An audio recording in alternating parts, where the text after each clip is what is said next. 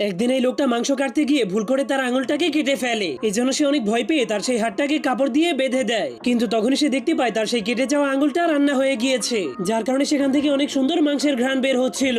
এই জন্য তার জিভে পানি চলে আসলে সে নিজেকে কন্ট্রোল করতে না পেরে সেই আঙুলটাকে খেতে শুরু করে দেয়। কিন্তু সেটাকে খাওয়ার পর থেকেই সে নিজেকে অপরাধী মনে করতে শুরু করে দেয়। এই জন্য সে কসম করে আজকের পর থেকে সে আর কখনোই মানুষের মাংস খাবে না। কিন্তু তখনই সে হঠাৎ করে ভাবতে শুরু করে মানুষের শরীর তো দুই পাশে সমান সমান হওয়া উচিত। যদি ডান হাতের একটা আঙুল না থাকে তাহলে বাম হাতেরও একটা আঙুল কেটে ফেলা উচিত। এই জন্য সে তার বাম হাতেরও একটা আঙুল কেটে রান্না করে খেয়ে ফেলে, যার কারণে এখন সেই লোকটার মানুষের মাংস খাওয়ার নেশা হয়ে গিয়েছিল। এই জন্য একটা আঙুল খেয়ে তার মন না ভরার কারণে সে সোজা তার রান্নাঘরে চলে যায়। সেখানে গিয়ে সে তার পায়ের সবগুলো আঙুল এবং পেটের সবগুলো চর্বিকে কেটে আঠার মতো রুটি বানাতে শুরু করে। এমনকি তার কান থেকে ময়লা বের করে সেগুলোকে মশলার মতো ব্যবহার করতে শুরু করে। এরপর সেগুলোকে খাওয়ার পর যখন তার পেট পুরোপুরি ভরে গিয়েছিল তখনই হঠাৎ করে তার বউ তার বাপের বাড়ি থেকে ঘরে ফিরে আসে। কিন্তু রাতের বেলা তার বউ ঘুমানোর সময় রান্নাঘর থেকে আজব